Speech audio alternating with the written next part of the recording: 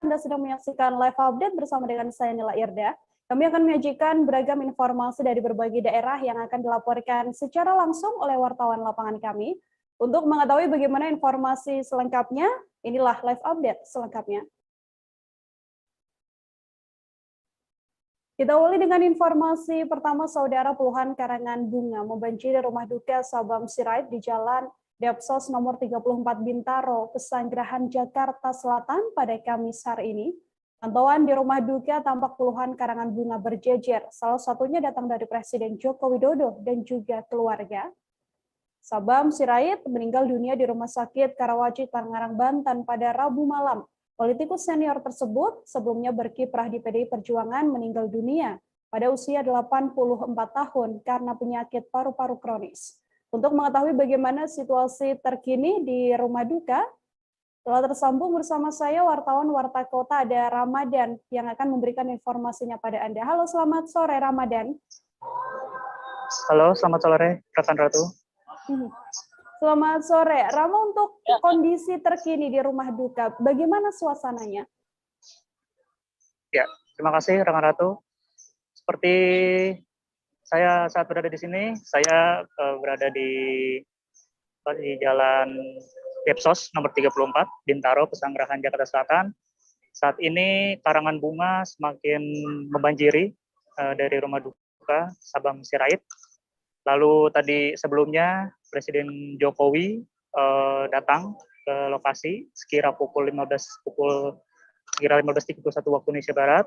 Lalu ada juga tokoh-tokoh lainnya seperti Basuki Cahayapurnama yang datang ke rumah duka. Lalu sebelumnya juga ada Anies Baswedan yang datang ke lokasi. Kini banyak pelayat yang juga semakin banyak berdatangan ke rumah duka. Seperti itu. Oke. Rama, kemudian untuk rencana pemakaman dari korban sendiri, jadi jenazah ini sendiri, kapan rencananya akan dimakamkan? Ya, menurut politikus PDI Perjuangan sekaligus menantu Sabam Sirait, yaitu Putra Nababan, mengatakan bahwa pemakaman direncanakan akan berlangsung pada hari Sabtu atau Minggu besok, karena untuk 2 hingga 3 hari ke depan ini akan dilakukan upacara adat terlebih dahulu, seperti itu. Oke. Untuk mengetahui bagaimana informasi lebih lengkapnya, saudara, wartawan kami telah menghimpun wawancara ini dengan Putra Nababan, menantu dari Sabam Sirait. Berikut liputannya untuk Anda. Bahkan saya beberapa kali sempat video call sama beliau sibuk sekali untuk rapat kerja dengan Mendagri, dengan menteri-menteri terkait dan lain-lain gitu ya. Jadi memang beliau itu sangat menikmati betul, meskipun tidak mudah buat beliau untuk rapat-rapat secara virtual dengan di DPD. Namun kemudian itu tadi penyakit kronis paru-paru kronis ini yang membuat beliau harus dirawat di rumah sakit. Yang rencananya proses pemakaman di mana dan kapan? Iya, jadi Pak Sabam ini kan memang bukan hanya punya keluarga ya, bahkan bukan hanya PDI Perjuangan dan juga DPR, tapi DPD dan juga banyak elemen masyarakat lainnya. Bahkan beliau kan pernah menjadi pimpinan dari PGI ya, Persatuan Gereja-Gereja Indonesia gitu ya. Jadi memang keluarga ini juga memberikan kesempatan yang seluas-luasnya kepada masyarakat untuk bisa memberikan penghormatan kepada Pak Sabam gitu ya. Dari keluarga sendiri saat ini masih ada 2 opsi untuk pemakamannya, yakni hari Sabtu atau hari Minggu. Tepat pada Jumat 1 Oktober esok akan diperingati sebagai Hari Kesaktian Pancasila atas peristiwa kelam saudara, yakni Gerakan 30 September oleh Partai Komunis Indonesia atau yang dikenal dengan G30 SPKI.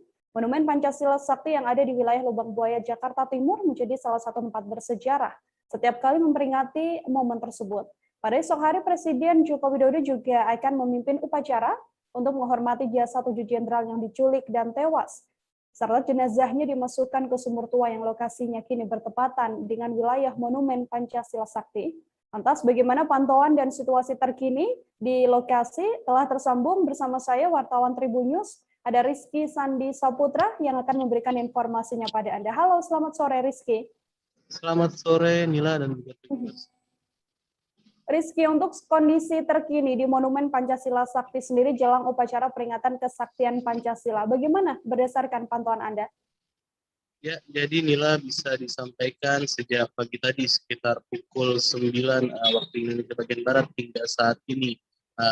Saya menyampaikan bahwa masyarakat dalam hal ini masyarakat sekitar Jakarta Timur masih berbondong-bondong begitu mendatangi Monumen Pancasila Sakti menjelang perayaan atau memperingati Hari Kesaktian Pancasila yang jatuh pada esok hari. Namun karena ada kebijakan dari pihak monumen yang mensterilisasi lokasi sebelum diperingatinya upacara peringatan kesaktian Pancasila pada besok hari, pihak monumen memutuskan untuk menutup sementara operasional dari Monumen Pancasila Sakti ini yang diketahui menjadi salah satu tempat paling bersejarah terjadinya gerakan 30 September oleh Partai Komunis Indonesia atau yang biasa kita kenal sebagai G30 SPKI. Bahkan hingga saat ini pun pihak TNI sebagai aparat keamanan juga masih terus berjaga di lokasi itu. Lalu untuk penutupannya sendiri ini berdasarkan informasi yang Anda dapatkan akan berlangsung hingga kapan? Apakah kemudian sudahkah ada waktu pasti kapan nantinya masyarakat bisa masuk kembali ke monumen ini? Ya, baik Mila, bisa disampaikan tadi petugas keamanan dalam hal ini TNI yang menjaga di depan pintu gerbang masuk dari Monumen Pancasila Sakti ini menyatakan kalau monumen akan kembali dibuka untuk umum atau untuk masyarakat umum ini pada tanggal 2 Oktober mendatang atau tepatnya pada hari Sabtu. Hal itu dikarenakan guna melakukan sterilisasi pelataran dari Monumen Pancasila Sakti dari peringatan upacara hingga pasca nantinya upacara memperingati kesaktian Pancasila. Oke. Lalu untuk informasi terkait upacaranya sendiri, ini informasi pastinya akan digelar kapan, Rizky? Kemudian dipimpin oleh siapa nantinya upacara malam hari nanti? Ya, jadi bisa disampaikan Nila, untuk upacaranya sendiri akan digelar pada esok hari, tepatnya 1 Oktober 2021 hari Jumat, yang dimana bertepatan pada hari kelahiran Pancasila atau kesaktian Pancasila, dan orang nomor 1 di Indonesia dalam hal ini Presiden RI Joko Widodo akan menjadi pemimpin upacara dalam upacara peringatan kesaktian Pancasila pada esok hari yang akan dimulai pada sekitar pukul 8 pagi begitu Nila. Dan sebelum Presiden memasuki lapangan upacara nantinya wilayah di Monumen Pancasila Sakti ini yang berlokasi di Buaya Jakarta Timur kembali akan dilakukan sterilisasi, jadi masyarakat tidak ada yang bisa melintas untuk keperluan Presiden memasuki lapangan upacara nantinya. Oke, terima kasih banyak Rizky Sandi Saputra, wartawan Tribun News melaporkan langsung dari Monumen Pancasila Sakti jelang upacara peringatan kesaktian Pancasila. Rizky, terima kasih banyak, selamat bertugas kembali. Kita beralih ke informasi selanjutnya, Saudara Gubernur DKI Jakarta Anies Baswedan meninjau kegiatan gerebek lumpur Kali Krukut di Jalan Sudirman Tanah Abang, Jakarta Pusat pada Kamis pagi tadi. Ia terjun langsung mengecek kegiatan pengerukan kali dengan alat berat. Saat itu ada setidaknya 5 alat berat jenis beko yang difungsikan. 4 diantaranya diterjunkan ke Kali Krukut untuk menggali material lumpur. Untuk mengetahui bagaimana informasi selengkapnya, tersambung bersama saya wartawan Warta Kota, ada Fajar Riandanu di sana yang akan memberikan informasinya pada Anda. Halo, selamat sore Rian. Selamat sore rekan Nila. Selamat sore Rian. Bisa dijelaskan terkait kegiatan yang dihadiri oleh Anies Baswedan hari ini? Apa tujuan dari kegiatan tersebut? Baik, tujuan yang dihadiri oleh Gubernur DKI Jakarta Anies Baswedan ini adalah gerebek lumpur, yang dimana ini adalah salah satu upaya untuk meminimalisir bencana banjir di kota Jakarta. Itu Nila. Ada berapa banyak personil dan juga alat berat yang diturunkan dalam kegiatan kali ini, Rian? Kegiatan kali ini adalah kolaborasi antara kegiatan dari Pemprov DKI Jakarta, dari Jakarta Pusat dan Balai Besar Sungai dan Waduk Ciliwung atau biasa disebut dengan BBSWC. Saat ini atau tadi personel yang dikerahkan ada 100 orang dan alat-alat beratnya eskavator atau alat berat jenis beko itu ada 10 ya, yang diterjunkan. Gitu rekan Dilan.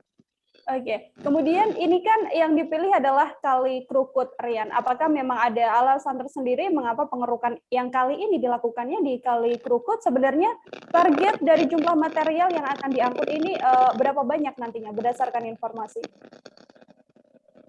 Perihal target tadi yang dikatakan oleh Anies dan Wali Kota Jakarta Pusat Dani Sukma itu targetnya di daerah aliran Sungai Krukut 700 meter persegi dan diharapkan pengerukan ini bisa mengangkat sedimentasi dan akhirnya memperdalam sungai dalam 1,5 meter atau 1,5 meter. Perihal mengapa ini dipilih karena Sungai Krukut merupakan sumber air yang dimana ketika itu meluap akan mengeluarkan air ke jalan Tanah Abang, Pentil, dan di Jalan Karet Tim, tepatnya di RT 02 dan RT 05, di mana itu merupakan daerah padat penduduk, gitu. Oke, artinya pengerukan ini juga menjadi salah satu upaya ya untuk mengantisipasi banjir yang kerap terjadi di Jakarta. Nah, untuk mengetahui bagaimana informasi lebih lengkapnya, saudara, wartawan kami tadi telah menghimpun wawancara dengan Gubernur DKI Jakarta Anies Baswedan. Berikut liputannya untuk Anda. Menambahkan saja, tadi kan sudah dijelaskan oleh Pak Kepala Dinas. Jadi kita ingin memastikan bahwa semua persiapan yang dilakukan oleh Pemprov DKI Jakarta dan stakeholder lain untuk memasuki bulan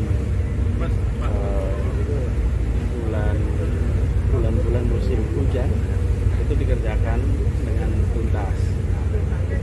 Yang dikerjakan apa? Ada pengerukan waduk, ada pembersihan gorong-gorong, ada juga pengerukan kali untuk memastikan bahwa sedimentasi yang terjadi itu bisa dibersihkan awal.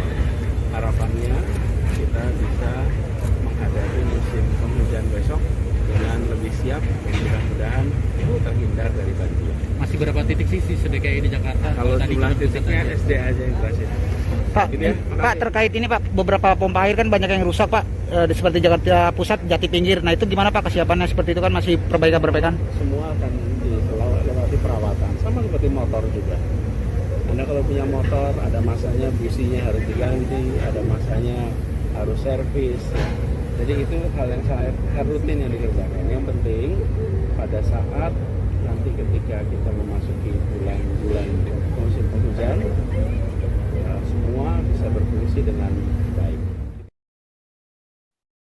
Kita jeda sejenak, saudara. Setelah ini masih akan ada beragam informasi lainnya yang akan kami hadirkan untuk Anda. Tetap di Live Update.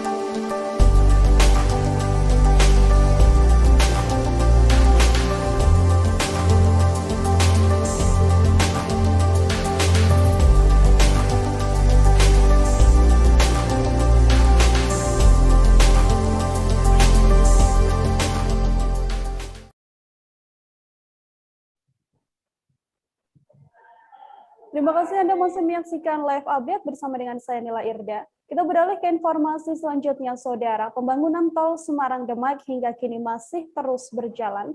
Selain fungsinya untuk mengatasi kemacetan dan juga akses, jalan tol tersebut nantinya juga berfungsi sebagai tanggul laut dan juga yang dapat mengatasi persoalan rob di wilayah Semarang dan juga Demak. Wali Kota Semarang, Hendrar Prihadi, menegaskan pembangunan tersebut saat ini masih dalam proses di wilayah Demak. Diperkirakan seluruh jalan tol itu akan selesai dibangun pada 2024 mendatang. Untuk mengetahui bagaimana informasi lebih lengkapnya terkait update proyek tol Semarang-Demak ini, tersambung bersama saya, wartawan Tribun Jateng, ada Reza Gustaf di sana, yang akan memberikan informasinya pada Anda. Halo, selamat sore, Reza. Ya, selamat sore, rekan Mila. Selamat sore. Reza, sampai saat ini sudah sejauh mana pembangunan tol Semarang-Demak berdasarkan pantauan Anda? Dari pantauan dan keterangan Wali Kota Semarang, Hendrar Prihadi, ada dua seksi ya pembangunan tol tersebut. Yang pertama Sayung Demak dan yang kedua seksi Kaligawe Sayung. Tadi berdasarkan pantauan, para pekerja masih terus melakukan pembangunan dan pengerjaan di lokasi. Kalau dari data pekan lalu, seksi Sayung Demak itu masih mencapai progres 41,63%. Untuk yang seksi Kaligawe Sayung itu masih akan dimulai dibangun pada Januari 2002 tahun depan. Dan rampungnya kemungkinan November 2024. Itu saat ini jauh berkembang. Oke, Reza, kemudian berdasarkan informasi, apakah benar nantinya selain untuk mengatasi kemacetan, jalan tol ini juga bisa berfungsi sebagai tanggul rob? Seperti apa informasinya? Oh iya, ini pembangunan tol ini juga bukan hanya sebagai akses dan untuk memecah kemacetan ya. Jadi pembangunan tol ini sekaligus sebagai tanggul rob yang selama ini selalu terjadi. Persoalan rob ini di daerah Pantura, Demak, Semarang, Demak itu nanti pun pembuatan jalan tol itu salah satunya menggunakan bahan konstruksi bambu ya sebagai sistem matras di tanah untuk dasar penopangnya. Oke, kemudian informasi lain yang juga mungkin menjadi pertanyaan beberapa orang ini terkait bahan konstruksinya. Benarkah informasi bahwa ada bahan konstruksi bambu dan sebenarnya apa pengaruhnya dengan bahan konstruksi bambu ini? Oh iya, bahan bambu tersebut itu fungsinya sebagai sistem untuk meningkatkan daya dukung tanah dasar. Saat ini masih dalam proses pengujian ya, karena konstruksi tanggul laut yang dibangun ini terintegrasi dengan tanah yang klasifikasinya itu lunak dari soft soil istilahnya.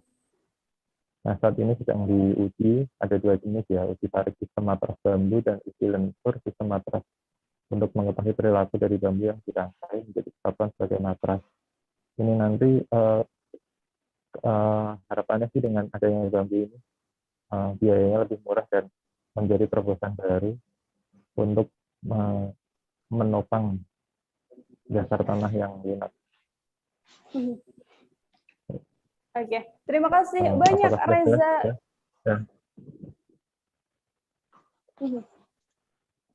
Baik, Reza Gustaf, wartawan Tribun Jateng, terima kasih banyak atas laporan Anda. Selamat bertugas kembali, Reza. Kita ke informasi selanjutnya, Saudara. Gubernur Kaltara Zainal Paliwang mengatakan bahwa pihaknya akan memastikan keamanan dan keselamatan dari kontingen atlet Kaltara dalam PON Papua. Ia mengatakan para atlet Kaltara ini akan dikawal oleh pasukan BRIMOB dari Polda Kaltara. Gubernur memastikan sebanyak 12 personil BRIMOB Polda Kaltara akan terus melakukan pengawalan yang ketat pada para atlet Kaltara. Untuk mengetahui bagaimana informasi selengkapnya, bersambung bersama saya, wartawan Tribun Kaltara, ada Maulana Ilhami Faudi yang akan memberikan informasinya pada Anda. Halo, Maulana. Halo, rekan Nila dan Tribuners. Oke, Maulana, untuk skema pengawalan sendiri bagi atlet Kaltara di PON Papua, bagaimana informasinya? Baik, bisa dilaporkan rekan Nila dan Trimurus bahwa sebanyak 31 atlet kontingen PON Kaltara yang akan berlaga di Papua nantinya akan dikawal oleh sebanyak 12 personil dari Kesatuan Brimob Polda Kaltara. Pengawal ini nantinya menggunakan skema pengawalan melekat, artinya setiap kontingen atlet yang nanti akan melaksanakan pertandingan atau kembali ke wisma atlet atau melakukan makan atau jalan-jalan gitu di sekitar lokasi, itu nantinya akan dikawal oleh sebanyak 12 personil dari Brimob Polda Kaltara. Begitu rekan Nila. Oke, kemudian Maulana, untuk titik lokasi sendiri yang sudah disiapkan untuk pengawalan ini kan juga venue di PON Papua juga ada beberapa venue. Untuk titik lokasinya sendiri seperti apa? Baik, jadi dari 12 personel tadi nantinya akan dibagi berdasarkan 4 klaster lokasi penyelenggaraan PON Papua, yakni di Kota Jayapura, Kabupaten Jayapura, Kabupaten Mimika, dan juga Kabupaten Merauke. Artinya di tiap tempat venue atau lokasi kota atau kabupaten pelaksanaan nantinya akan tetap ada personil dari Brimob Polda Kaltara yang akan mengawal begitu secara melekat pada setiap personil atlet dan juga kontingen dari atlet PON Kaltara di Papua. Dan tak hanya dari Polda Kaltara, pengawal nanti juga akan bekerja sama dengan pihak dari Polda Papua. Artinya pengawalan nantinya tidak hanya disiapkan sebanyak 12 personil, tapi juga nanti bekerja sama dengan personil-personil kepolisian dan aparat keamanan lainnya di Papua, begitu rekan Nila. Jika nantinya ada gangguan keamanan di Papua untuk para atlet ini, upaya atau mungkin tindakan apa yang dilakukan oleh pihak kepolisian? Kami sempat bertanya kepada Polda Kaltara, kan pihaknya tidak menutup kemungkinan akan menerjunkan lebih banyak personil dari Brimob Polda Kaltara untuk Papua. Artinya selain 12 personil tadi, nantinya juga akan dikirimkan sebanyak personil yang nantinya dibutuhkan. Namun sejauh ini dengan kondisi keamanan yang ada saat ini, dirasa 12 personil masih cukup. Selain itu, bila memang nanti ada eskalasi atau situasi keamanan yang cukup mengancam begitu, pihaknya juga sudah bekerja sama dengan pihak Polda Papua untuk mengutamakan atau memprioritaskan kontingen atlet asal Kalimantan Barat. Baik, terima kasih banyak Maulana, wartawan Tribun Kaltara, atas informasi Anda. Dan untuk mengetahui bagaimana keterangan selengkapnya dari Gubernur Kaltara, saudara, ada wawancara ini selain dari Gubernur Kaltara Zainal Paliwang, juga wawancara dengan Wakapolda Kaltara Brigjen Pol Erwin Zatma. Berikut laporannya untuk Anda. Pak, kepastian keamanan atlet gimana, Pak? Keamanan atlet nanti di Papua? Kan ini kita membawa beberapa personil Brimob di setiap tempat-tempat pertandingan, mereka selalu dikawal. Brimob akan hadirkan ke pembukaan PON? Pembukaan saya hadir dan penutupan. Mungkin ada atlet yang final, kalau saya ada waktu saya akan hadir lagi. Berapa personil dari Brimob itu? Banyak. 10 orang. 10 orang. Ya. Jadi selama kemanapun juga dia akan dikawal terus ya? Rekan-rekannya dikawal oleh anggota. Karena yang awal ini kan ada yang kebetulan juga sebagai peserta atau atlet yang mewakili PON ini yang kebetulan anggota polisi, dia juga ikut mengamankan itu. Dia sebagai atlet dan juga ikut mengamankan. Nah, ya melekat itu kan, kata TNI yang melekat. Untuk 12 itu apa sudah cukup buat pengamanan selama PON itu apa gimana? Sementara cukup, dan di sana juga kita sudah berkoordinasi dengan Polda Papua. Ini akan diamankan juga oleh Polda setempat. Oh, akan perlu. Ya. Kalau ada kekurangan kita bakal nambah lagi atau gimana tuh? Nanti dari tergantung situasi. Tapi yang ada sekarang ini saya rasa cukup ya? Untuk mengamankan kegiatan ini dari kita. Sebuah ruko di Jalan Sri Bunggur, Lampung Selatan terbakar pada Rabu malam, saudara. Video detik-detik rumah tersebut habis terbakar juga terekam dalam video amatir warga dan beredar di media sosial. Saksi mata mengatakan kobaran api pertama kali diketahui sekira pukul 20:35 waktu Indonesia Barat dan langsung diteruskan ke pihak pemadam kebakaran dan penyelamatan. Diperkirakan kerugian akibat kebakaran ini mencapai 450 juta rupiah. Untuk mengetahui bagaimana informasi selengkapnya, tersambung bersama saya ada Dominisius Desmantri, wartawan Tribun Lampung yang akan memberikan informasinya pada Anda. Halo, selamat sore Domi. Selamat sore Kanila. Domi, untuk kronologi terbakarnya ruko sembako ini, bagaimana informasinya? Ya, baik. Tadi malam terjadi kebakaran di sebuah rumah dan juga ruko milik Pak Haji Arsono. Beliau dulunya tinggal di sana, namun sekarang sudah tinggal di daerah Bandar Lampung. Lalu pukul 20.35 waktu Indonesia Barat tadi malam, ruko tersebut terbakar dan beberapa personil dari Damkar Penyelamatan Lampung Selatan diterjunkan sebanyak 12 personil dari Damkar Natar dan juga Kalianda, dan juga dibantu oleh Polsek Tanjung Bintang begitu. Adakah korban jiwa ataupun korban luka, Domi, atas insiden kebakaran ini? Baik, menurut informasi dari Kapolsek Tanjung Bintang AKP Fahri Arista, tidak ada korban jiwa saat terjadi kebakaran tadi malam karena pemilik dan juga keluarga dari pemilik ruko tersebut sedang tidak berada di lokasi karena ruko tersebut sudah lama tidak mereka sudah lama tidak tinggal di ruko tersebut. Oke, kemudian untuk detail pastinya kerugian akibat kebakaran ini yang kabarnya mencapai ratusan juta rupiah. Seperti apa informasinya, Domi? Ya, baik rekan Nila, menurut keterangan dari Kapolsek Tanjung Bintang AKP Fahri Arista, total kerugian dari kebakaran tersebut mencapai 450 juta diakibatkan beberapa material bangunan dan juga sembako yang ada yang mereka jual ludes terbakar. Diduga kebakaran tersebut dikarenakan korsleting listrik begitu. Oke, kebakaran diduga terjadi karena korsleting listrik. Kemudian Domi, berdasarkan pantauan Anda, untuk kondisi terkini di ruko tersebut atau situasi pasca kebakaran di lokasi kejadian, seperti apa? Baik, rekan Nila. Tadi tim dari Inafis Polres Lampung Selatan telah diterjunkan untuk mengolah TKP di tempat terjadian kebakaran semalam. Pihak Polres Lampung Selatan juga masih menyelidiki dugaan penyebab pasti kebakaran di ruko tersebut. Namun sampai saat ini pihaknya masih menduga kebakaran yang terjadi di ruko tersebut dikarenakan korsleting listrik pada ruko tersebut. Gitu, rekan Nila. Oke, terima kasih banyak Domi, wartawan Tribun Lampung, atas informasinya terkait terbakarnya ruko sembako di Lampung Selatan. Domi, selamat bertugas kembali. Ya, baik rekan Nila. Kita jeda sejenak, saudara. Informasi lainnya masih akan kami hadirkan untuk Anda. Tetap di Live Update.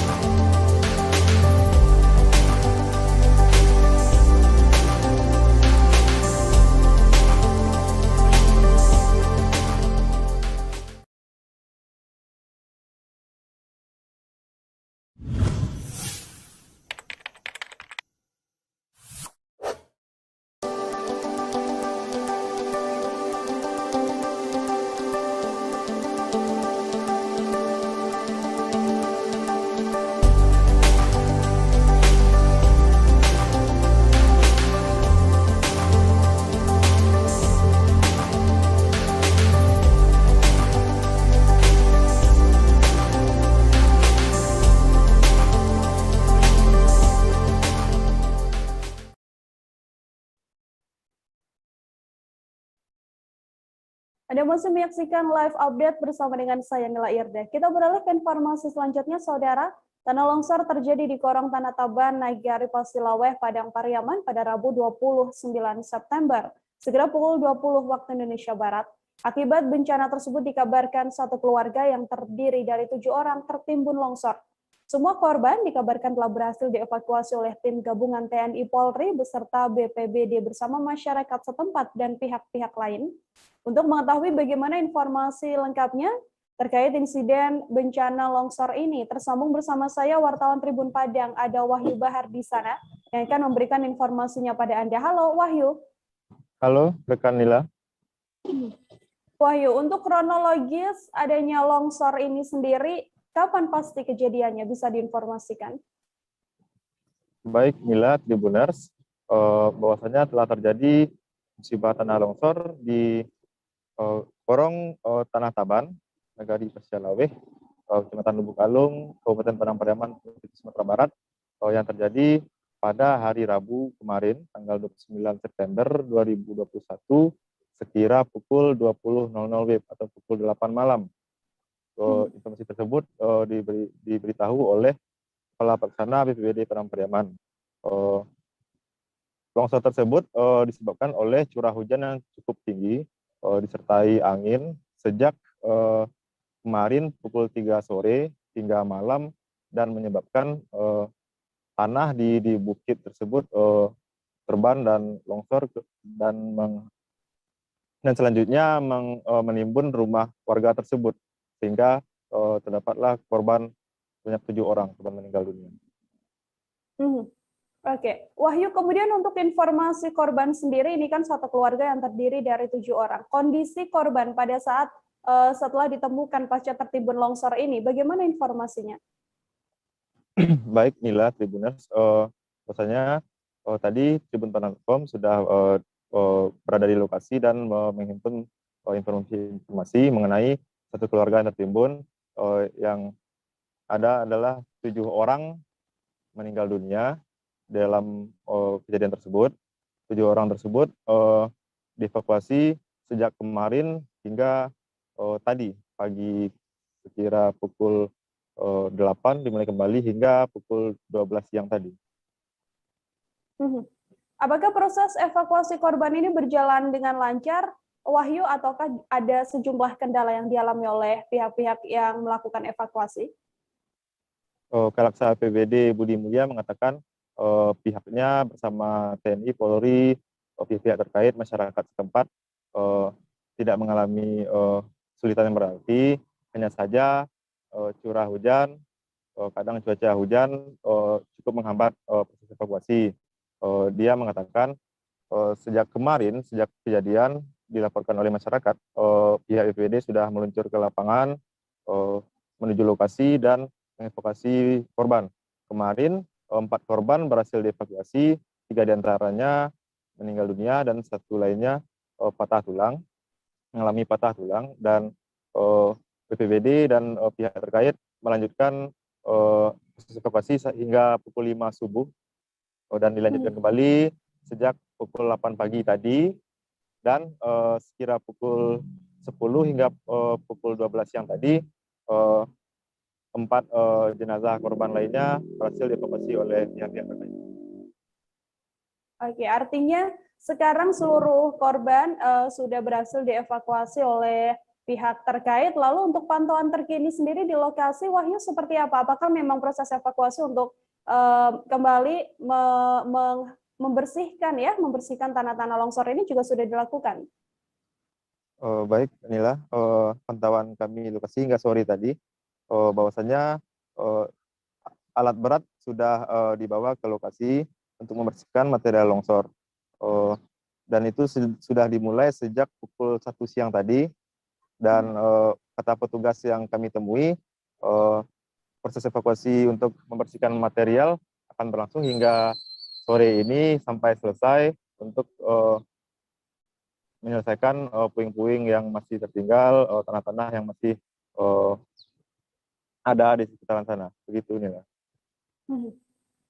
Oke, untuk mengetahui bagaimana informasi lebih detailnya, Saudara, telah terhimpun wawancara dengan Kalaksa BPBD Padang Pariaman, Budi Mulya. Berikut laporannya untuk Anda. Dan lanjut ini sekarang dengan tim gabungan kita alhamdulillah sudah menyelesaikan mendapatkan seluruh anggota keluarga yang ada tertimpa oleh material longsor ini. Pak, ada kesulitan? Alhamdulillah tidak ada, kita lancar. Cuma kesulitan sedikit. Yang tadi malam di proses evakuasi memang hujan lebat sedikit, tapi jalan tetap lancar sampai jam 5 subuh, jam 8 lanjut lagi dari tadi. Alhamdulillah siang ini sudah selesai. Hanya masalah kendala sama permasalahan cuaca aja. Peralatan cukup, tidak ada masalah. Kita walaupun kita di sisi kita kurang, tapi di sisi lain, institusi lain itu melengkapi saling bahu-membahu. Berarti 2 rumah Pak yang terdampak? 2 rumah, betul. 1 keluarga. Ada 7 orang. Oh, kendaraan motor yang itu? Ada kendaraan, ada kerugian material yang lainnya milik keluarga ini itu masih tertimbun. Tapi kita sekarang target alhamdulillah sudah mendapatkan korban itu. 1 korban dinyatakan patah tulang itu gimana Pak? Gimana?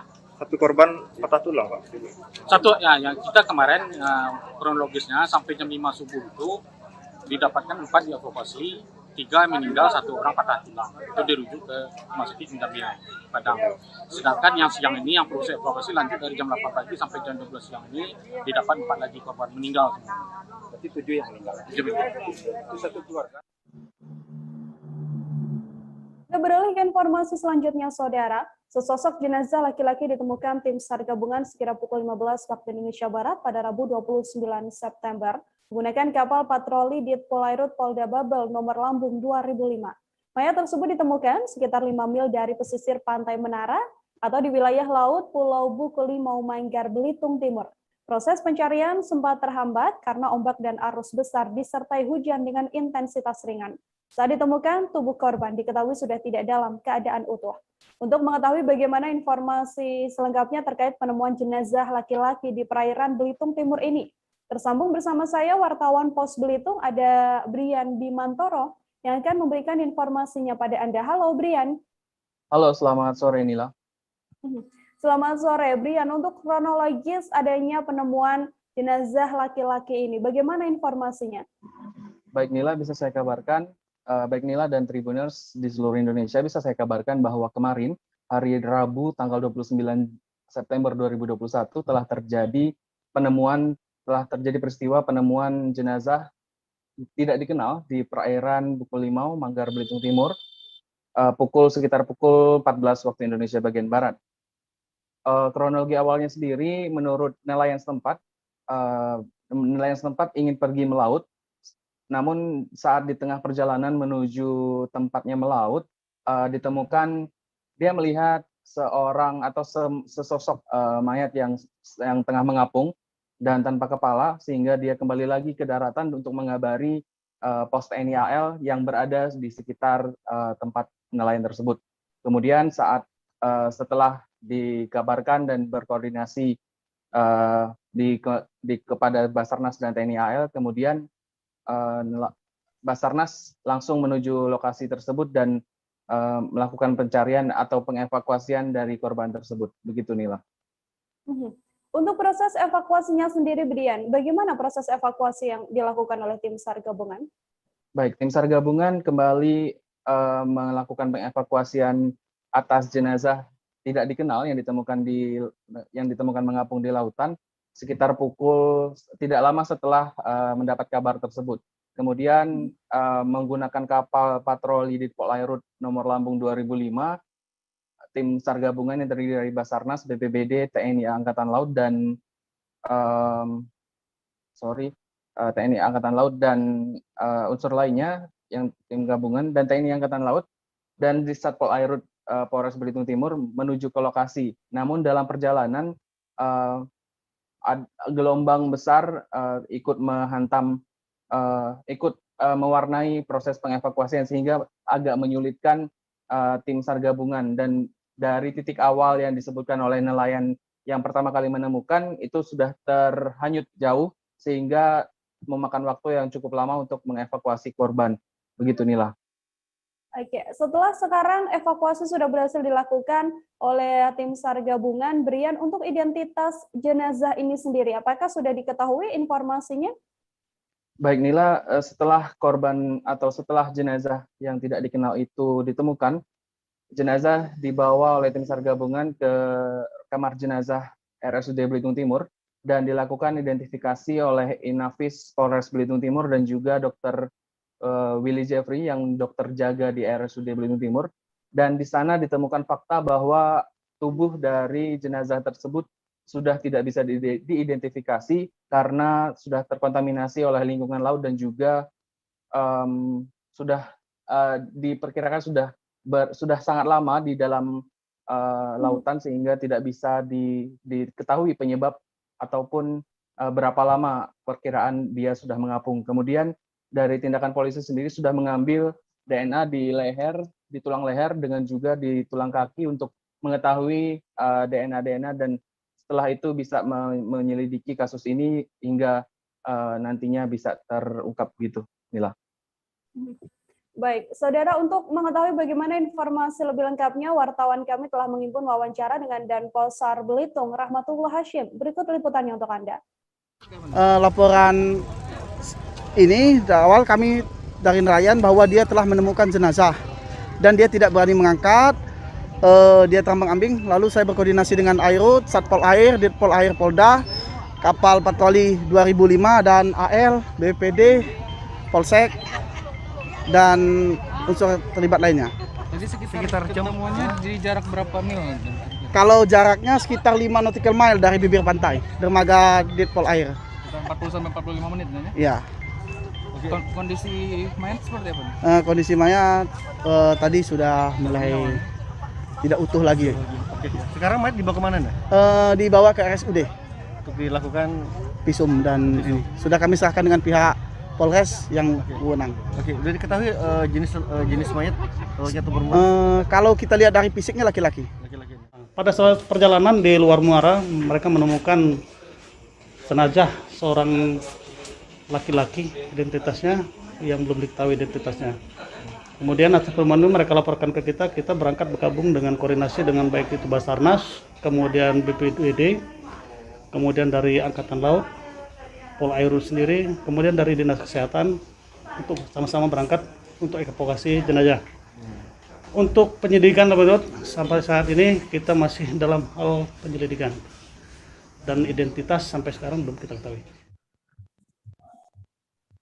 Sementara itu, saudara, warga Kelurahan Wania digegerkan dengan kasus pembunuhan di sebuah indekos pada Rabu 29 September malam. Korban ditikam oleh temannya sendiri menggunakan sebuah gunting. Pelaku juga diketahui langsung diamankan pasca kejadian, sementara korban langsung dibawa ke Rumah Sakit Bayangkara untuk dilakukan otopsi. Untuk mengetahui bagaimana informasi selengkapnya terkait kasus pembunuhan ini, tersambung bersama saya wartawan Tribun Manado, ada Andreas Wow di sana yang akan memberikan informasinya pada Anda. Halo Andreas. Halo, selamat malam Nila. Oke, Andreas, untuk kronologis peristiwa adanya pembunuhan di sebuah indekos ini, seperti apa kronologis awalnya? Nah, awalnya korban yang bernama Ovi ini bersama pelaku itu sedang sebelumnya memasak ya. Namun sebelum memasak mereka telah mengonsumsi terlebih dahulu miras jenis cap tikus dan diketahui dalam keadaan yang sudah tidak stabil dan kemudian terjadi perselisihan adu mulut atau cekcok antara keduanya yang diketahui menurut keterangan kepolisian yaitu atas dasar kecemburuan. Nah, jadi kecemburuan di mana si korban ini menelpon atau berselingkuh dari pasangan sesama jenisnya ya diketahui. Nah, kemudian mereka masuk ke dalam kamar terus masih terjadi cekcok dan korban mengambil gunting yang ada di situ. Kemudian si tersangka mencoba mengambil kembali. Jadi ada aksi tarik menarik di situ dan menurut keterangan polisi bahwa tersangka tidak sengaja menikam dada kiri korban sehingga mengakibatkan luka serius. Nah, dalam keadaan yang panik itu mereka kemudian menghubungi teman-teman yang ada di dalam indekos itu kemudian berusaha mengevakuasi korban ke rumah sakit Bayangkara. Namun karena korban sudah mengalami kehilangan banyak darah, sehingga almarhum meninggal dalam perjalanan menuju rumah sakit. Dan saat ini sejak malam itu hingga saat ini sedang dilakukan otopsi dan rencananya akan dimakamkan ke tempat pemakaman umum di Desa Kali, Kabupaten Minahasa Tenggara, Provinsi Sulawesi Utara. Ya, sekian. Andreas, lalu untuk sejauh apa sebenarnya berdasarkan informasi yang Anda dapatkan hubungan antara korban dan pelaku ini? Ini kan lokasi kejadiannya adalah sebuah indekos, apakah memang keduanya selama ini hidup bersama di indekos tersebut atau seperti apa? Ya, mereka sudah berhubungan terlarang ya. Sejak 21 Maret terhitung berarti sudah sekitar 5 bulan ya. Mereka sejauh itu hubungan mereka, dan sebelumnya mereka berpindah-pindah karena sebelumnya itu di Amurang di Kabupaten Minahasa Selatan, Sulawesi Utara. Mereka juga kos di sana dan saat itu bekerja, namun karena pekerjaan sudah berhenti dari pekerjaan di Amurang, kemudian balik lagi ke Manado, dan kemudian sejak sekitar 1 bulan mereka masih menghuni di situ. Dan menurut keterangan saksi sih keduanya itu memang sering berdebat tiap hari, namun tidak sampai 15 menit sudah reda, kemudian saling melakukan kegiatannya masing-masing secara biasa-biasa saja, namun tidak tahu kenapa dan semuanya terjadi secara cepat dan tiba-tiba ada peristiwa yang bisa dibilang serius seperti ini gitu, sehingga mengakibatkan kehilangan nyawa. Apalagi ini pasangan yang bisa dibilang unik ya, pasangan terlarang. Sekian. Hukuman pidana apa, Andreas, yang nantinya akan menjerat pelaku? Karena memang pernyataannya tadi berdasarkan yang Anda sampaikan adalah ini tidak sengaja ya melakukannya. Hukuman pidananya seperti apa? Nah, awalnya dari kepolisian memberikan pasal 351 ya tentang tindak penganiayaan ringan, namun karena awalnya sedang dibawa ke rumah sakit itu masih hidup, namun sekarang sudah meninggal, maka diperberat lagi pidananya ke 338 gitu, sehingga ancaman hukuman pidananya maksimal 15 tahun penjara. Dan saat ini pelaku sudah diamankan oleh pihak kepolisian sektor Wanea dan sudah diambil keterangan dan sudah akan dilaksanakan tindak pidana selanjutnya. Sekian. Baik, Andreas, terima kasih banyak atas laporan Anda. Untuk mengetahui bagaimana informasi lebih lengkapnya, saudara, telah terhimpun wawancara dengan Kapolsek Wanea AKP Arina Johan. Berikut liputannya untuk Anda. Dan melihat benar korban atas nama perempuan Opini Gundengan telah meninggal dunia. Dan saat itu juga kami langsung ke TKP tempat kejadian perkara di Kelurahan Wanea Lingkungan 1 Kecamatan Wanea. Dan dari keterangan saksi kami mendapat pengumpulan bukti-bukti yang ada dan didapatilah tersangka atau pelaku atas nama perempuan Margareta Wane, dan sekarang sudah diamankan di Polsek Urban Wanea dan sudah dalam proses penyidikan. Motif pelaku itu apa? Motif. Jadi motif pelaku itu terjadi kecemburuan karena untuk temannya, dalam hal ini Margareta Wane, sering dihubungi oleh mungkin temannya melalui HP, WA, sehingga terjadi kecemburuan. Oh begitu ya. Jadi mungkin cinta segitiga atau gimana? Yaitu Belum didalami ya? Kita lihat, nanti kita dalami ya. Oke. Apakah itu akan mengarah ke situ atau tidak. Berbagai informasi lain masih akan kami hadirkan untuk Anda seusai jeda. Saudara tetap di Live Update.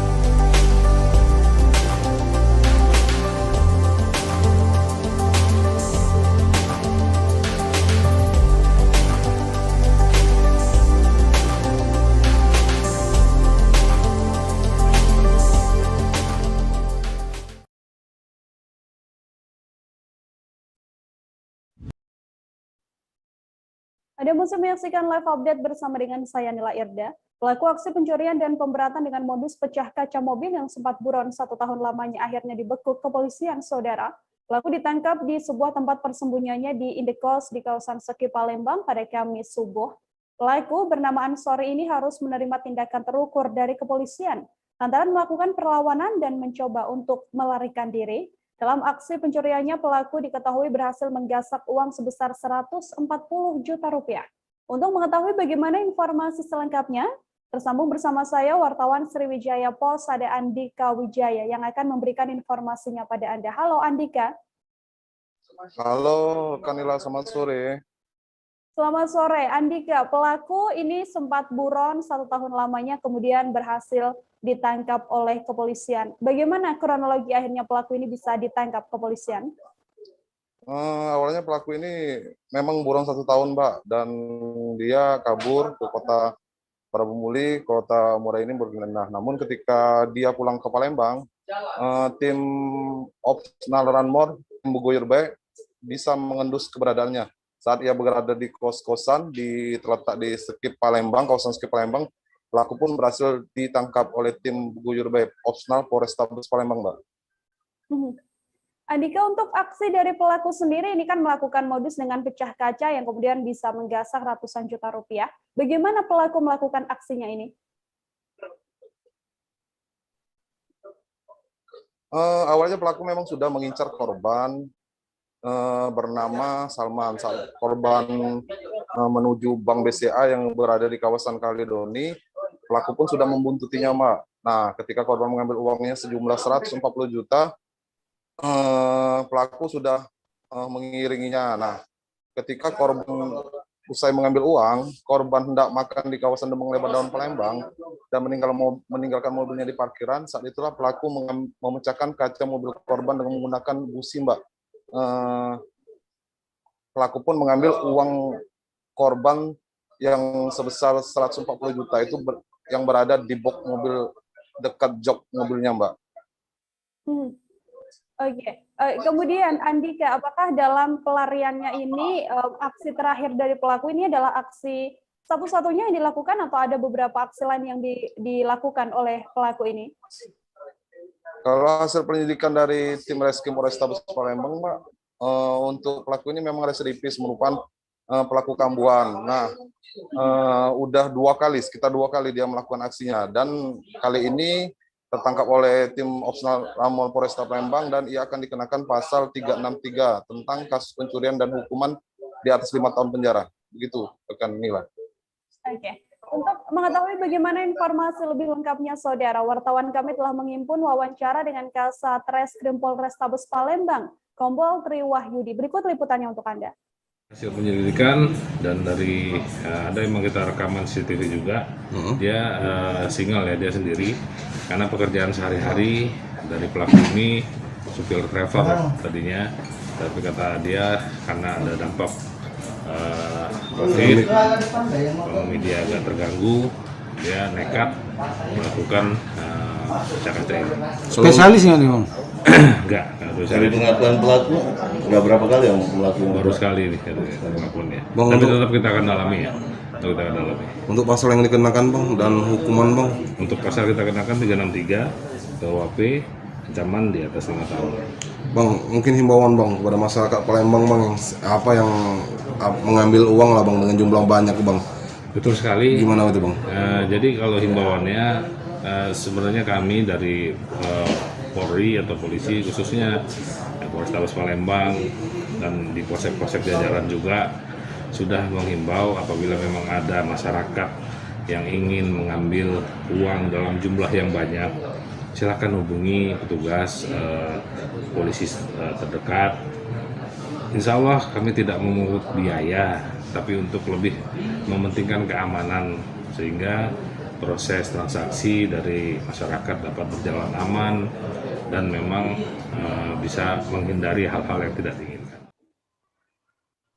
Kita beralih ke informasi selanjutnya, Saudara. Satres Narkoba Polres Badung berhasil menangkap 12 tersangka penyalahgunaan narkoba dalam 1 bulan terakhir.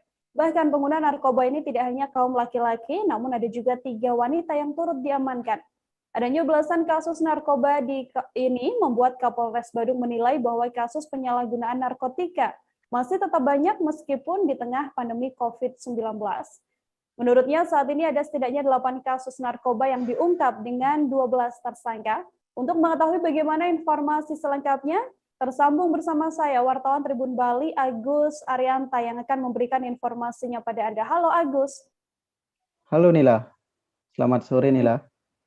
Selamat sore, Agus. Sejauh mana perkembangan peredaran narkoba di Kabupaten Badung, Bali ini di tengah pandemi? Apakah benar memang kasus peredaran narkoba masih tetap saja banyak di tengah pandemi? Baik Nila, bisa saya jelaskan. Saat ini kasus narkoba di Kabupaten Badung, khususnya kabupaten yang terkenal dengan pariwisatanya seperti daerah Kute, Canggu, Seminyak maupun Nusa Dua, itu memang marak terjadi peredaran narkoba. Bahkan pada bulan ini, bulan September 2021, Satres Narkoba Polres Badung berhasil mengamankan 12 tersangka dengan 8 kasus. Jadi sisanya lagi itu dari 4 tersangka itu merupakan hasil pengembangan dari 8 kasus yang ada. Nah, untuk diketahui sebelumnya dari bulan Agustus lalu, Satres Narkoba juga sempat mengamankan beberapa wisatawan yang juga membawa atau mengedarkan narkoba jenis kokain. Jadi di tengah pandemi ini masyarakat banyak yang mengkonsumsi maupun menjadi pengedar narkoba, sehingga disinyalir atau diduga dengan pandemi berpengaruh pada lumpuhnya ekonomi di Bali itu menjadi pemicu peredaran gelap narkoba semakin banyak. Jadi banyak warga yang dirumahkan seperti itu, sehingga mengakibatkan tindakan kriminal maupun jual beli narkoba seperti itu banyak terjadi di Bali. Seperti itu, Nila. Oke, kemudian sebagian besar narkoba ini jenis apa yang diedarkan berdasarkan informasi yang Anda dapatkan, Agus? Nah, untuk narkoba yang banyak diedarkan saat ini itu relatif. Menurut Kasat Narkoba atau Polres Badung sendiri, beberapa kasus narkoba banyak ditemukan jenis sabu. Namun menurut dari pemeriksaan Satres Narkoba Polres Badung, jenis sabu itu memang mudah dijual kepada atau dipasarkan. Tidak menutup kemungkinan jenis jenis narkoba ganja juga banyak beredar. Bahkan kemarin saat pandemi, BNN Provinsi Bali juga sempat mengamankan belasan kilo ganja di wilayah Kabupaten Badung yang sebelumnya ingin dikirim untuk diedarkan di Bali. Jadi untuk saat ini memang seimbang antara jenis sabu dan ganja itu. Seperti itu, Nila. Lalu Agus, di wilayah hukum Polres Badung sendiri, selain kasus narkoba ya, apa saja kasus-kasus lain yang juga menjadi perhatian dan berhasil diungkap oleh pihak kepolisian? Nah, untuk saat ini di bulan September ini, selain kasus narkoba dari 8 kasus yang sudah diungkap dengan 12 tersangka, jadi Polres Badung juga berhasil mengamankan atau mengungkap beberapa kasus seperti kasus curanmor, kasus kriminal seperti curat, pencurian dan pemberatan. Jadi di wilayah hukum Polres Badung ini juga terdapat kasus penganiayaan yang dilakukan oleh WNA. Jadi WNA asal Nigeria itu melakukan penganiayaan kepada mantan pacarnya dan mengambil uang karena bekalnya sudah habis. Selain itu, beberapa kasus curanmor yang kerap terjadi di wilayah Polsek Kute Utara, yang notabene merupakan wilayah pariwisata, itu juga kerap terjadi. Untuk itu, Kapolres saat ini, Polres Badung maupun jajaran Polsek rutin melakukan patroli atau patroli biru, mengingat di saat pandemi ini beberapa wilayah tergolong rawan, apalagi dilakukan pembatasan kegiatan seperti itu. Jadi masyarakat yang keluar di tempat sepi itu dihimbau agar tidak melakukan aktivitas, sehingga dalam kondisi ini apapun bisa terjadi. Bahkan beberapa pencurian seperti pencurian HP, pencurian alat-alat listrik, termasuk pencurian buruh proyek juga diungkap oleh jajaran Polres Badung. Seperti itu, Nila. Baik, Agus, terima kasih banyak wartawan Tribun Bali atas laporannya. Untuk mengetahui bagaimana informasi lebih lengkapnya, Saudara, Agus telah menghimpun wawancara dengan Kapolres Badung, AKBP Leo Dedi De Vretes. Berikut liputannya untuk Anda. Para pengedar, para pengguna, dan bandar sebanyak 8 kasus. Dengan jumlah tersangka sebanyak 12 orang. Dan total barang bukti sabu-sabu sebanyak 31,23 gram, serta tembakau gorila sebanyak 6 kurangi 4,61 gram. Dan yang menjadi atensi, kami tidak pandang bulu siapapun yang masuk dalam jaringan narkoba, baik pengguna, pengedar maupun bandar. Kita akan kejar, tangkap, ungkap, di mana kami berhasil mengamankan 1 pegawai negeri sipil yang masuk dalam ungkap bulan ini. Artinya kami tidak pandang bulu siapapun yang masuk dalam pengguna, pemakai, pengedar maupun bandar. Kita akan kejar, tangkap, ungkap oleh kasus yang merugikan masyarakat. Dalam pengungkapan kasus ini, kami Polres Badung di bulan September ini berhasil menyelamatkan setidaknya generasi muda di wilayah hukum Polres Badung sebanyak 500 jiwa.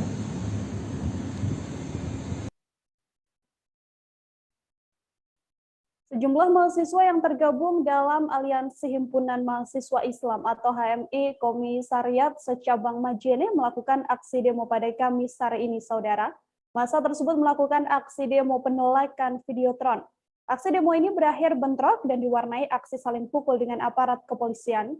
Diduga bentrok dipicu karena mahasiswa ingin membakar ban di depan kantor Bupati Majene, Andi Ahmad Syukri Tamalele.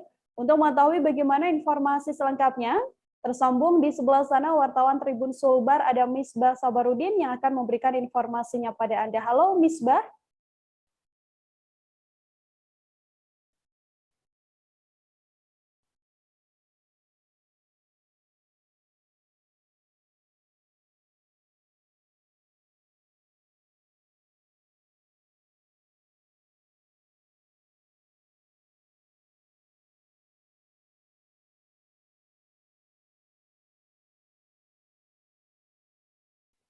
Baik, wartawan Tribun Sulbar, Misbah Sabarudin, bisakah mendengar audio kami di studio? Oke, saudara, kami mengalami kendala audio dengan wartawan Tribun Sulbar, Misbah Sabarudin. Kita jeda sejenak, setelah ini informasi lainnya masih akan kami hadirkan untuk Anda, tetap di live update.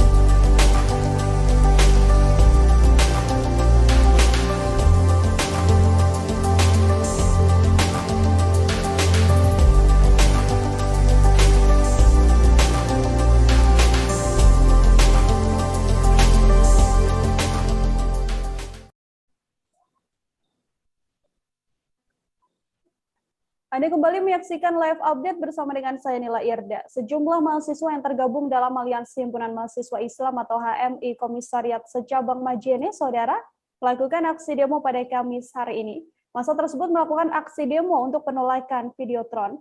Aksi demo ini berakhir bentrok dan diwarnai aksi saling pukul dengan aparat kepolisian, yang mana bentrok dipicu karena mahasiswa ingin membakar ban di depan kantor Bupati Majene. Untuk mengetahui bagaimana informasi selengkapnya, tersambung bersama saya wartawan Tribun Sulbar, ada Misbah Sabarudin di sana yang akan memberikan informasinya pada Anda. Halo Misbah. Ya, halo Nila. Misbah, untuk tuntutan yang dilayangkan oleh mahasiswa dalam aksi demo ini, seperti apa informasinya?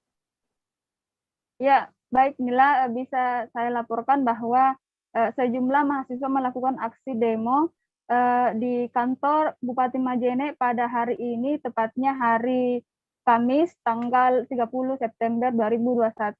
Mereka menuntut untuk dibatalkan proyek Videotron yang tengah berjalan di Kabupaten Majene. Karena mereka menilai proyek Videotron ini akan menghabiskan anggaran yang cukup banyak, yaitu 1,4 miliar rupiah, di mana anggaran ini diusulkan oleh pemerintah Kabupaten Majene untuk menyuplai iklan selama 3 bulan pertama di Videotron, dan mahasiswa menyoroti usulan anggaran ini untuk suplai iklan di Videotron ini. Begitu Nila. Lalu untuk penyebab dari bentrokan sendiri antara mahasiswa dan juga kepolisian, berdasarkan pantauan Anda, apa penyebab akhirnya aksi ini berujung dengan bentrok? Ya, Nila, berdasarkan pantauan kami di lapangan, mahasiswa sempat bentrok dengan aparat kepolisian itu karena dikarenakan awalnya mahasiswa ingin melakukan aksi bakar ban di depan kantor Bupati Majene, kemudian dihalangi oleh aparat kepolisian. Kemudian masa sempat bisa terkendali beberapa menit, kemudian kembali bentrok ketika seorang anggota aksi menahan sebuah truk yang melintas di depan kantor Bupati Majene, dan hingga berakhir saling dorong antara mahasiswa dengan kepolisian, sehingga berujung dengan saling pukul antara mahasiswa dan aparat kepolisian. Begitu Nila. Oke, untuk setelah bentrokan ini, apakah memang akhirnya mahasiswa ini berhasil melakukan mediasi dengan pemerintah Kabupaten Majene, atau seperti apa informasinya, Misbah? Ya, setelah mahasiswa dan pihak aparat kepolisian lainnya mengurai bentrok, mahasiswa kembali melanjutkan aksi demonya di depan kantor Bupati Majene dan diterima langsung oleh Wakil Bupati Majene, Aris Munandar. Mereka melakukan mediasi. Beberapa tuntutan mahasiswa disampaikan ke Wakil Bupati Majene, dan Wakil Bupati Majene turut menerima tuntutan mahasiswa, dan Wakil Bupati juga berjanji akan melakukan pengawasan terhadap proyek Videotron ini dan akan melakukan evaluasi. Begitu Nila. Oke, artinya aksi dari mahasiswa ini akhirnya disambut ya oleh pemerintah Kabupaten Majene dengan akan melakukan mediasi, akan melakukan evaluasi. Oke, untuk mengetahui bagaimana informasi lebih lengkapnya, telah terhimpun wawancara dengan Wakil Bupati Majene, Arif Munandar. Berikut liputannya untuk Anda. Baik, dan tujuan kami juga baik. Pada intinya ingin untuk kemajuan daerah, peningkatan daerah. Jadi kan salah satunya adalah menolak itu pembangunan Videotron, seperti apa itu? Ya, ini mungkin tadi saya sampaikan, tolong mahasiswa dikaji kembali dulu itu dikaji kembali materinya, karena kami takutkan, kami ingin ada informasi yang seimbang antara kedua belah pihak, baik dari Pemda atau dari ini, supaya ada bentuk suatu ini saling mengisi, sehingga nanti bagaimana Videotron ini bisa betul-betul diterima istilahnya, dan juga karena memang Videotron ini kedepannya kami nilai dari Pemda ini sangat bermanfaat. Seperti apa sih Videotron sebenarnya itu dibangun dari apa dan di mana? Bagaimana? Maksudnya itu Videotron. Kita beralih ke informasi lain, saudara, guru dan siswa harus bertarung nyawa demi bisa pergi ke sekolah di Kabupaten Polman. Mereka setiap hari harus menyeberangi sungai menggunakan jasa sewa rakit. Mereka terpaksa menyeberangi sungai selebar 50 meter karena tidak ada jembatan yang menghubungkan dua desa di kecamatan tersebut.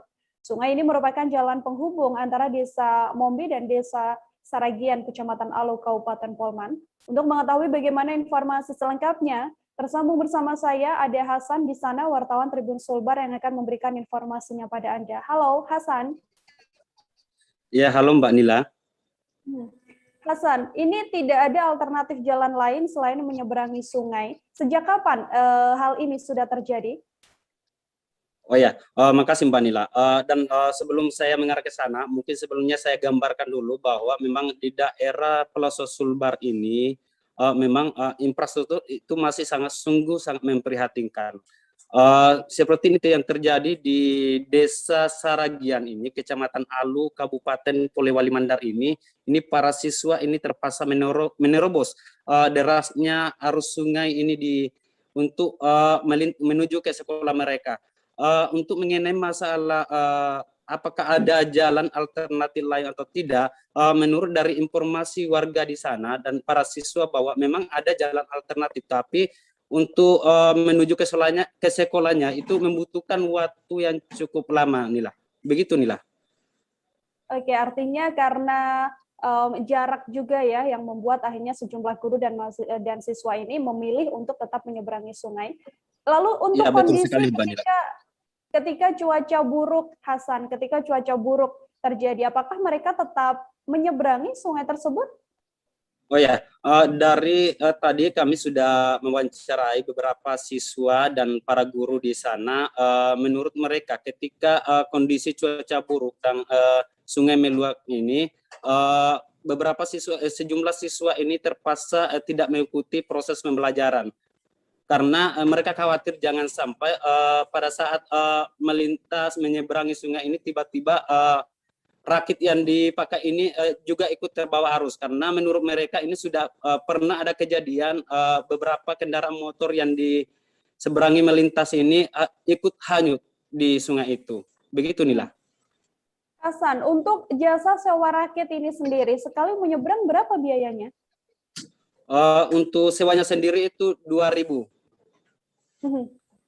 Oke, Rp2.000 untuk sekali menyeberang, dan itu biasanya dilakukan siswi ketika berangkat dan juga pulang sekolah. Hasan, terima kasih banyak atas laporannya. Untuk mengetahui bagaimana keterangan lengkap ini dari seorang siswi bernama Alpita Sari, saudara, berikut liputannya untuk Anda. Siapa? Alpisari. Alpisari kelas berapa?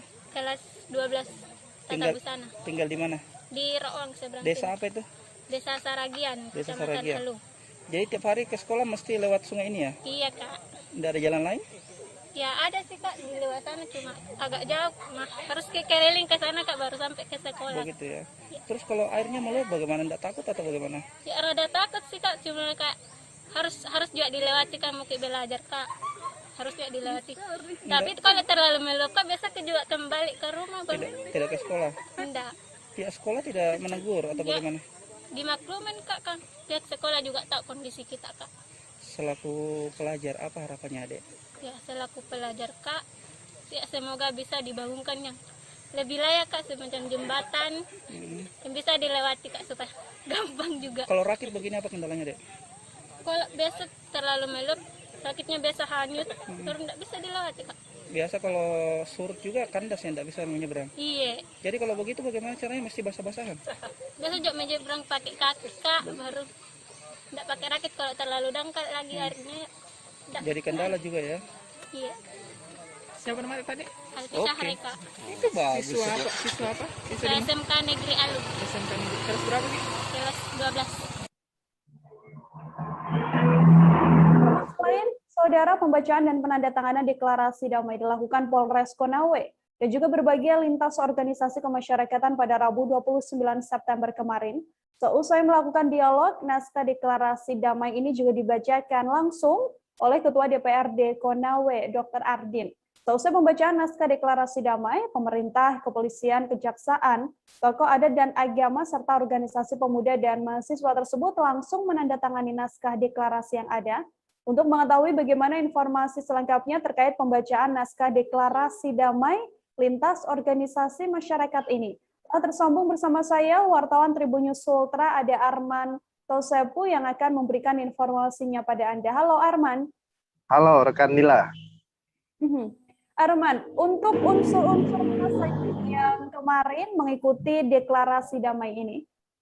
Baik rekan Nila, unsur yang mengikuti deklarasi damai kemarin di Kepolisian Resort Konawe ada dari pemerintah setempat, yakni pemerintah daerah Kabupaten Konawe, ada dari Kementerian Agama Kabupaten, kemudian ada dari institusi penegak hukum, yakni dari kepolisian sendiri, kejaksaan, dan pengadilan negeri. Kemudian ada dari organisasi tokoh agama, tokoh pemuda, tokoh budaya, kemudian ada organisasi dari berbagai lintas organisasi kemahasiswaan dan di tingkat SMA itu sendiri. Demikian rekan Nila. Arman, lalu untuk tujuan deklarasi damai ini sendiri, apa tujuannya? Ya, baik rekan Nila. Untuk tujuan dilaksanakannya deklarasi damai ini sendiri untuk menjaga situasi keamanan dan ketertiban di Kabupaten Konawe, di mana dari segala perbedaan yang ada disatukan dalam bingkai Negara Kesatuan Republik Indonesia, sehingga deklarasi damai ini juga dilakukan secara serentak di seluruh polres-polres yang ada di wilayah hukum Polda Sultra. Demikian Nila. Baik, rangkaian acara dalam deklarasi damai ini seperti apa, Arman, berdasarkan pantauan Anda? Apakah memang ada narasumber yang hadir dalam dialog lintas ormas ini? Iya, ada, betul rekan Nila.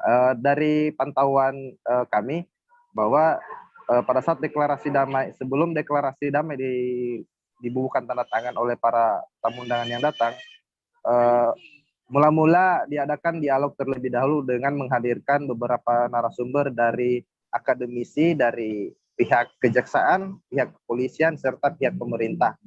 Dan di sini diadakan dialog bersama dengan seluruh tamu undangan, yakni beberapa organisasi kepemudaan dan kemasyarakatan, untuk membahas bagaimana cara untuk mengatasi berbagai ancaman keberagaman yang ada baik di tingkat lokal maupun tingkat nasional. Demikian Nila. Kemudian setelah melakukan dialog, para tamu undangan mulai deklarasi damai dengan dibacakan oleh Ketua DPRD Kabupaten Konawe, ya ini Dr. Ardin. Setelah dibacakan deklarasi damainya, kemudian para tamu undangan membubuhkan tanda tangannya satu persatu di naskah deklarasi damai yang telah disiapkan oleh panitia setempat. Demikian rekan Nila. Terakhir, Arman, ada berapa poin naskah damai yang kemudian dibacakan dalam deklarasi damai ini? Ya, dari pantauan kami ada sebanyak 6 poin yang dibacakan oleh Bapak Ketua DPRD Konawe, yakni Dr. Ardin. Di antaranya ada yang pertama itu memperkokoh kebinekaan dalam bingkai kebinekaan Negara Kesatuan Republik Indonesia, kemudian musyawarah mufakat dalam menyelesaikan masalah sosial demi terciptanya Kamtipmas yang kondusif. Kemudian yang ketiga, saling menghormati dan menghargai perbedaan adat dan suku. Yang kemudian keempat, tidak terpengaruh oleh provokasi pemberitaan yang tidak benar yang dapat memecah belah persatuan dan kesatuan bangsa. Yang kelima, menolak tindakan melanggar hukum, anarkisme, intoleransi, dan radikalisme, serta terorisme. Yang keenam, berperan dalam mendukung penegakan hukum demi terciptanya keamanan dan ketertiban masyarakat. Demikian rekan Nila. Baik, terima kasih banyak Arman Tosepo, wartawan Tribun News Sultra, atas laporan Anda. Selamat bertugas kembali, Arman. Baik, rekan Nila, terima kasih. Kita ke informasi selanjutnya, Saudara. Menteri Pariwisata dan Ekonomi Kreatif atau Menparekraf Sandiaga Uno berkunjung ke Desa Wisata Kampung Kopi Regis Jaya, Kabupaten Lampung Barat pada Rabu 29 September kemarin. Kunjungan Sandiaga ini dalam rangka melakukan penilaian Anugerah Desa Wisata Indonesia atau ADWI 2021. Kampung Kopi Regis Jaya sendiri masuk menjadi nominasi 50 besar ADWI 2021. Kedatangan Menparekraf ini juga langsung disambut semarak oleh masyarakat. Untuk mengetahui bagaimana informasi selengkapnya terkait kunjungan oleh Menpar Sandiaga Uno ini, tersambung bersama saya wartawan Tribun Lampung, Nanda Yustizer di sana, yang akan memberikan informasinya pada Anda. Halo Nanda. Ya, rekan Nila. Nanda, berdasarkan pantauan Anda, apa saja yang dilakukan Menparekraf Sandiaga saat berkunjung ke Desa Wisata Kampung Kopi Regis Jaya ini? Ya, Arkanila, pertama kali Mas Menteri Sandiaga Uno tiba di Kampung Kopi Rigis Jaya itu disambut arak-arakan, dia ditandu, kemudian arak-arakan itu berupa tari-tarian, atraksi pencak silat, dan juga ada pantun. Setelah itu masuk ke gerbang Desa Wisata Kopi Rigis Jaya, beliau ikut nari nyambai bersama penari di situ beserta Bupati Lampung Barat dan jajarannya. Kemudian beliau mengunjungi pojok UMKM, lalu beliau mengunjungi berbagai anjungan di desa wisata tersebut, seperti anjungan Tapis, kemudian anjungan Celugam, ada anjungan Ekoprint, terus peci pelepah pinang, dan anjungan lainnya. Kemudian di akhir itu beliau menandatangani sebuah prasasti ADWI atau Anugerah Desa Wisata Indonesia untuk untuk Kampung Kopi Rigis Jaya yang masuk nominasi 50 besar ADWI 2021. Setelah itu di akhir beliau juga memberikan door prize berupa sepeda untuk transportasi di lingkungan Desa Wisata Kampung Kopi Rigis Jaya. Oke, Nanda, untuk kesan sendiri dari Sandiaga Uno dalam kunjungan ini, apa kesan dari Sang Menteri? Adakah harapan khusus Sandiaga untuk Desa Wisata Kampung Kopi Rigis Jaya ini? Ya, Arkanila, usai mendapatkan berbagai sambutan yang gegap gempita dari masyarakat, dari pengelola, dari Pemkab setempat, beliau menyampaikan dan mengelilingi Kampung Kopi. Beliau kemudian menyampaikan bahwa beliau berharap the sound, the taste, the feel, the smell, the vibration, and the resonance itu bisa diperkuat sehingga nanti kedepannya akan lebih dirasakan oleh wisatawan yang berkunjung ke Kampung Kopi Rigis Jaya. Menurutnya itu Kampung Kopi Rigis Jaya ini sangat berpotensi untuk industri kopi ke depannya, sehingga itu dapat menciptakan lapangan pekerjaan. Demikian, Rekanila. Oke, kemudian yang juga boleh diceritakan terkait Kampung Kopi Rigis Jaya ini sendiri. Bagaimana terkait Kampung Rigis Jaya ini? Jadi Kampung Kopi Rigis Jaya ini kan terletak di Pekon Rigis Jaya, Kecamatan Air Hitam, Kabupaten Lampung Barat. Kampung Kopi Rigis Jaya baru berdiri di tahun 2019 atas ide atau prakarsa daripada anak-anak muda setempat yang sebelumnya memang sempat sering kali melakukan trekking atau naik gunung ke Bukit Rigis. Kemudian dikumpulkanlah anak-anak muda di situ dan terciptalah Kampung Kopi itu. Karena kenapa Kampung Kopi? Karena di situ perkebunan kopi di situ itu seluas 498,34 hektar. Kemudian hasil daripada panen kopi di situ mencapai 1058 ton. Jadi per hektar itu 2 ton kira-kira. Demikian, maka dijadikanlah Desa Wisata Rigis Jaya sebagai Kampung Kopi unggulan itu. Oke, terima kasih banyak Nanda Yustizar, wartawan Tribun Lampung atas laporan Anda. Selamat bertugas kembali, Nanda. Ya, sama-sama Arkanila. Informasi tadi, saudara, sekaligus menutup perjumpaan kita dalam live update petang ini. Jangan lupa untuk terus memperbaharui kabar terupdate lainnya di seluruh kanal YouTube Tribun Network. Masih di tengah pandemi, kami juga kembali terus mengingatkan Anda untuk selalu menerapkan protokol kesehatan dimanapun Anda berada. Mewakili kru yang bertugas, Sanila Irda pamit undur diri. Terima kasih dan sampai jumpa. Jangan lupa like, subscribe, dan share ya.